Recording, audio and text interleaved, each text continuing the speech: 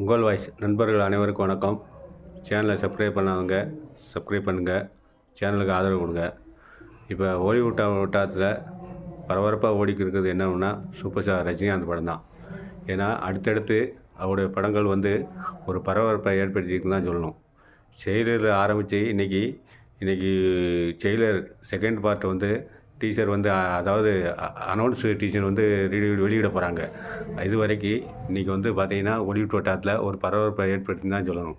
அது காரணம் பார்த்திங்கன்னா அவருடைய படங்கள் எல்லாத்துக்கும் பிடிக்கிற மாதிரி, எல்லா ரசிகர்களும் கொண்டாடுற மாதிரி படம் எடுத்துங்க. இப்போ ட்ரெய்லர்லேருந்து பார்க்கலாம், ட்ரெய்லர் படம் எப்படிப்பட்ட படம்னு சொல்லி நம்ம சொல்லி தேவையில்லை. அது பண்ண சாதனையும் நம்ம சொல்லி தெரிய வேண்டியதில்லை. ஏன்னா தமிழ் சினிமாவில் முதல்ல கிட்டத்தட்ட 650 கோடிக்கு மேலே வசூல் பண்ணி இதுவரை தமிழ் சினிமா செய்யாத ஒரு வசூல் சாதனையை ட்ரெய்லர் செஞ்சது. அது எல்லாத்துக்குமே தெரியும். அதுக்கடுத்து பார்த்தீங்கன்னா வேட்டையன் படமும் தெரியும் உங்களுக்கு எந்த அளவுக்கு ஒரு கண்டென்ட் உள்ள படம்னு சொல்லி. சூப்பர் ஸ்டார் ரஜினிகாந்த் முதல்ல ரொம்ப நாளைக்கு அப்புறம் ஒரு கண்டென்ட் உள்ள படத்தில் நடித்து அதுலேயும் ஒரு வெற்றி பெற்றுக்கான்னு தான் சொல்லணும்.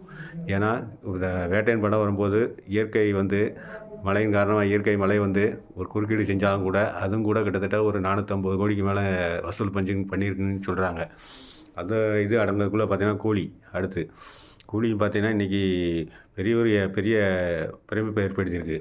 ஏன்னா தமிழ் சினிமாவில் எப்படியாவது ஒரு 1000 கோடி வசூலில் கண்டிப்பாக அதை எடுக்கணும்னு சொல்லி இப்போ எல்லாருமே எதிர்பார்க்காங்க. காரணம் என்னென்னா மற்ற மொழி படங்கள்லாம் போட்டு கிட்டத்தட்ட 1000 கோடியை தொட்டு 1000 கோடியை தாண்டி வசூல் பண்ணிக்கிருக்கு. இப்போ தெலுங்கில் இருக்கட்டும், தெலுங்கில் இருக்கட்டும், கன்னடா இருக்கட்டும், கேரளா இருக்கட்டும், எல்லா மொழி படங்களுமே பார்த்தீங்கன்னா வசூல் ரீதியாக ஒரு பிரமிப்பை ஏற்படுத்திருக்கு. ஆனால் தமிழ் படங்கள் இது வரைக்கும் 1000 கோடி தொட்டதா அப்படின்னா இது வரைக்கும் இல்லை. காரணம் தமிழ் ரசிகர்கிட்ட ஒரு ஒற்றுமை இல்லை. ஏன்னா படம் ரிலீஸ் ஆகும்போது ஒரு நெகட்டிவ் ரிவ்யூ கொடுக்குறது, படத்தை ஓட செய்கிறது, இதை மாதிரி பிரச்சனைகள்லாம் நிறையா இருக்குது. இப்போ வேட்டையனுக்கும் அதான் நடந்தது, இப்போ விஜய் படத்துக்கும் அது மாதிரி தான் நடக்குது. இது நம்ம பொதுவாக சொல்கிறோம். ஆனால் இப்போ பார்த்திங்கன்னா இப்போ கூலி படத்துக்கு ஒரு பரபரப்புக்கு காரணம் பார்த்திங்கன்னா சன் பிக்சர்ஸ், ரஜினி, லோகேஷ், அனிருத் இவங்க 4 பேரோட காம்போ எப்படி இருக்குன்னு சொல்லி நம்ம சொல்லி தேவையில்லை. ஒரு படமும் பார்த்திங்கன்னா ரசிகர்கிட்ட ஒரு பிரமிப்பை ஏற்படுத்தி தான் சொல்லணும். இப்போ பார்த்திங்கன்னா இப்போ ட்ரெய்லர் 2 இன்றைக்கி ரிலீஸ் பொங்கலுக்கு ரிலீஸ் ஆகாத, அதாவது அறிவிப்பு ரிலீஸ் ஆக சொல்லுங்க. இது ஒரு புதுமையை புதியிருக்கான்னு தான் சொல்லணும். அறிவிப்புக்கே ஒரு தியேட்டரில் அறிவிப்பு டீச்சரை வெளியிடுறாங்கன்னு சொன்னால் அது தமிழ்நாட்டில் மட்டும் இல்லை, இந்திய துறைகளிலே இதான் முதல் முறையான ஒரு புதிய முறைன்னு சொல்லலாம். ஏன்னா இதுவரைக்கும் எந்த படமே ஒரு படத்தோட அறிவிப்புக்கு இந்த மாதிரி ஒரு தியேட்டரில் கொடுக்குறது இதுதான் முதல் தடவை. இன்றைக்கி பார்த்திங்கன்னா அதுக்கே பார்த்திங்கன்னா நிறைய தியேட்டரில் ஒதுக்கியிருக்காங்க. அது பார்த்திங்கன்னா எல்லா டிக்கெட்டுமே கிட்டத்தட்ட விற்றுட்டு தான் சொல்கிறாங்க. அப்போ எந்த அளவுக்கு சூப்பர் ஸ்டார் ரஜினிகாந்தோட ஒரு கரிஷ்மா இன்னமும் இருக்குதுன்னு சொல்லி நாம் சொல்லி தேவையில்லை. அவர் இன்னமும் பார்த்திங்கன்னா கிட்டத்தட்ட 50 வருஷத்தை முடிய போகுது. இன்னமும் அவர் ஒரே இடத்துல இருக்கான்னு சொன்னால் அவருடைய திரைப்படங்கள் எந்த அளவுக்கு மக்கள் மனதில் கொண்டாடுதாங்க அப்படின்னு சொல்லி நாம் சொல்லி தேவையில்லை. ஏன்னா அவருடைய படங்கள் எல்லாருமே பார்த்திங்கன்னா ஒரு சாதனை மேல் சாதனை. ஒரு விற்காடு கிரியேட்டரும் அவர் தான், அதை முறியடிக்கிறதும் அவர் தான். இப்போ உதாரணத்துக்கு பார்த்திங்கன்னா இப்போ தமிழ் திரையுலகத்தில் 1000 கோடி அந்த பட்ஜெட்டை தொடரணும்னா அது சூப்பர் ஸ்டார் ரஜினிகாந்த் தான் முடியும். மற்ற நடிகரால் முடியும்னு சொன்னால் கண்டிப்பாக முடியவே முடியாது. 1000 கோடி வசூல் ஒரு மற்ற நடிகர்களுக்கு அது ஒரு கனவாக தான் இருக்கும்.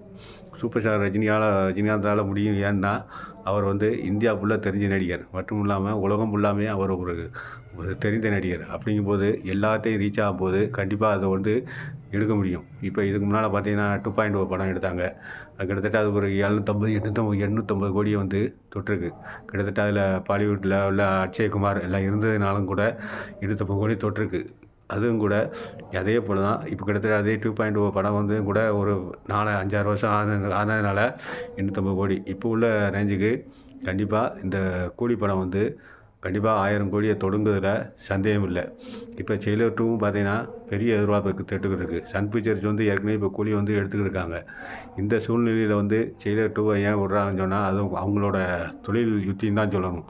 ஏன்னா கூலியே இன்னும் படம் முடியல, ரிலீஸ் தேதியும் சரியான தேதி அவங்க கொடுக்கல. அப்படி இருக்கிற சூழ்நிலையில் இப்போ ட்ரெய்லர் 2 அனௌன்ஸ்மெண்ட் கொடுக்காங்க. அதே டீம் தான் நெல்சன், திலீப் குமார், அப்புறம் ரஜினிகாந்த், அனிருத், சன் பிக்சர்ஸ் இவங்க அதே டீம் தான் மறுபடி கூலியை வந்து ஜெயிலர் 2 வந்து ரெடி பண்ணிக்கிட்டு இருக்காங்க.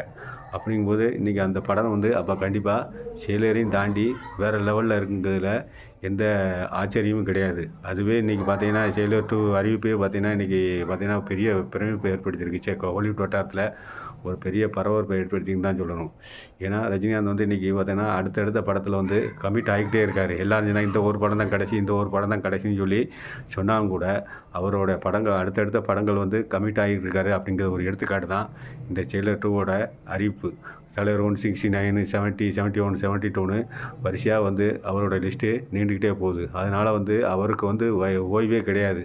கண்டிப்பாக அவருக்கு தன்னுடைய காலம் இருக்கிற வரைக்கும் தன்னுடைய திரைப்பயணத்தை வந்து தொடர்வாங்கிறதுல எந்த சந்தேகமும் கிடையாது. ஏன்னா அதுக்கு அவர் அந்த திரைப்படத்தை விட்டு போகிறதுக்கு உண்டான சாத்தியக்கூறும் இல்லை. அவர் ஏன் போகணும் தேவை, அவர் வந்து தமிழ் திரையுலகத்துக்கு வந்து தேவை இருக்குது.